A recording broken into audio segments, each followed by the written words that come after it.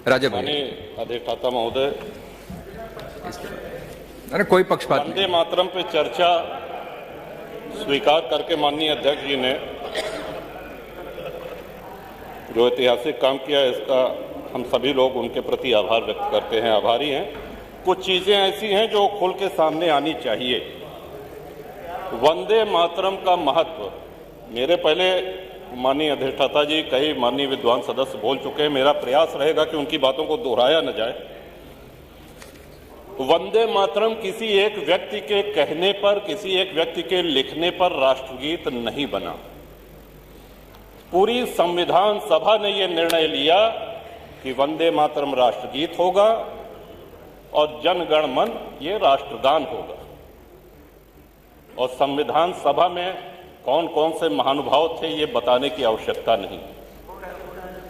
वो हमसे बहुत अधिक ज्ञानी, वो हम सब लोगों के आदर्श, एक से एक व्यक्तित्व, एक से एक विभूतियां उस संविधान सभा में थी। श्रीमान, आज थोड़ा कष्ट अवश्य हुआ। वंदे मातरम पे चर्चा कोई हास परिहास का विषय नहीं। वंदे मातरम सभी के लिए पूज्य है, सभी के लिए सर्वमान्य है, ऐसा हम लोग मान करके चल रहे थे। और जो लोग वंदे मातरम का गान करके फांसी पे चढ़ गए, बंकिम बाबू ने बंगाल में लिखा, लेकिन ये पूरे भारत में व्याप्त हुआ। श्रीमंत खुदीराम बोस जी का जन्म हुआ बंगाल में मिदनापुर में, और उनको फांसी पे चढ़ाया गया मुजफ्फरपुर बिहार में। अंतिम शब्द उनके वंदे मातरम। मदन लाल ढींगरा अमृतसर पंजाब में जन्म हुआ, लंदन में उनको फांसी पे चढ़ाया गया, उनका अंतिम शब्द वंदे मातरम था। पंडित राम प्रसाद बिस्मिल जी शाहजहांपुर में जन्म हुआ, उनको फांसी पे चढ़ाया गया गोरखपुर में। वंदे मातरम अंतिम शब्द थे जो उनके श्रीमुख से निकले। ये कहने का उद्देश्य हमारा ये है कि वंदे मातरम की सार्वभौमिकता, सर्वव्यापकता, इस पे कोई प्रश्न चिन्ह तब नहीं लगा जब हमारा देश सबसे एक बहुत बड़े महासंकट से गुजर रहा है। वंदे मातरम आगे चल के विवाद में आएगा या इसको विवाद का एक रूप दिया जाएगा, ये किसी ने कल्पना भी नहीं की होगी, चाहे उस समय के राजनीतिक दल हों, चाहे उस समय के स्वतंत्रता सेनानी हों। वंदे मातरम किसी धर्म, किसी मजहब के विरोध में नहीं है।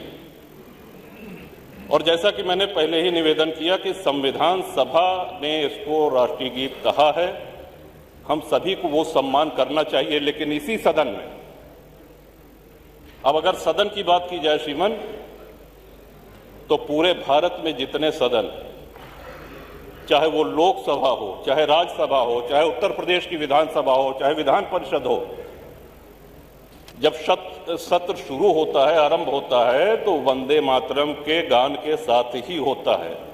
ये इसकी सर्वव्यापकता है। लेकिन क्या इसी सदन में कुछ ऐसे सदस्य नहीं हैं जो उस समय मौन रह जाते हैं? क्या ऐसे सदस्य नहीं हैं जो वंदे मातरम का गान होता है यहां न बैठ करके लॉबी में बैठे रहते हैं? सीसीटीवी में सब है, ये कोई काल्पनिक बातें नहीं। आज जो चर्चा हो रही है, वैदिक काल से श्रीमन हमने अपने राष्ट्र को मां माना है, मातृभूमि कहा है। विश्व में अनेक देश हैं, हर जगह देशभक्त हैं, वो अपने अपने राष्ट्र के प्रति, अपने देश के प्रति आस्था रखते हैं। लेकिन मां स्वरूप ये हम लोगों ने कहीं नहीं सुना कि जापान माता की जय, या ताइवान माता की जय, या अमेरिका माता की जय। ये भारत माता की जय, ये सिर्फ भारत में होता है, क्योंकि हमने आदिकाल से, अनादिकाल से मां का स्वरूप दिया और उसी मां ने हम सब लोगों का पालन पोषण भी किया। बंकिम बाबू के इस कालजयी रचना को पूरे भारत में स्वतंत्रता सेनानियों ने अपनाया, इतना लोकप्रिय हुआ, तब जाकर के इसको राष्ट्रगीत के रूप में संविधान सभा ने मान्यता दी। श्रीमन, एक और बात जो प्रश्न में छोड़ के जा रहा हूं, जो हमारी समझ में नहीं आ रहा है कि वंदे मातरम पे आपत्ति किसको है और क्यों है। एक और बात कही गई कि साहब दिल से गाना चाहिए, डंडा से नहीं। तो डंडा कोई नहीं चला रहा है, और दिल से गाना चाहिए तो स्वाभाविक सी बात है कि आप अपने राष्ट्रगीत को दिल से नहीं गाएंगे तो क्या करेंगे। लेकिन ये उत्तर प्रदेश की विधानसभा के अंदर जो वार्ता होती है, जो शब्द बोले जाते हैं, जो भाषण होते हैं, ये पूरा प्रदेश ही नहीं पूरा देश देखता है। अब जब हम चुनाव लड़ने जाएंगे तो जो आदरणीय मतदाता हैं उनको भी ये ध्यान रखना होगा पूरे प्रदेश में कि कौन राष्ट्रगीत का गान करता है, कौन नहीं करता है, किसके मुंह पे ताला लग जाता है, कौन बैठा रह जाता है। ये सबसे महत्वपूर्ण बात है श्रीमान। आज जो संविधान की दुहाई देते हैं, हम सब लोगों के लिए बहुत पुण्य ग्रंथ है संविधान। संविधान सर्वमान्य दस्तावेज है हमारे राष्ट्र का, और उसी संविधान सभा ने इसको राष्ट्रगीत का दर्जा दिया है। मैं आशा करता हूं कि हमारे बाद जो माननीय सदस्य बोलेंगे वो इस विषय को अवश्य इस पे प्रकाश डालेंगे कि वंदे मातरम पे आपत्ति किसको है और वंदे मातरम पे आपत्ति क्यों है। ये दो सीधे सरल सवाल, ये सदन में भी चर्चा होनी चाहिए इस पे, और श्रीमान आपके माध्यम से, सदन के माध्यम से पूरे प्रदेश में ये संदेश जाना चाहिए कि राष्ट्रगीत पे किसको। अब कल के दिन कह देंगे कि साहब ये वंदे जो है जनगण मन भी जो है ये कहीं भारत भाग्य विधाता, कहीं भारत को हम अपना भाग्य विधाता नहीं मानते हैं, इसको भी हटाओ, इसको भी नहीं गाएंगे, तब हम लोग क्या करेंगे। तो ये बड़े गूढ़ विषय, ये तब नहीं था जब आज़ादी की लड़ाई हो रही थी।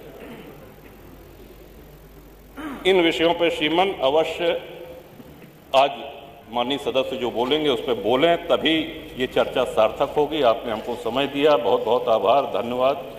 वंदे मातरम, भारत माता की जय।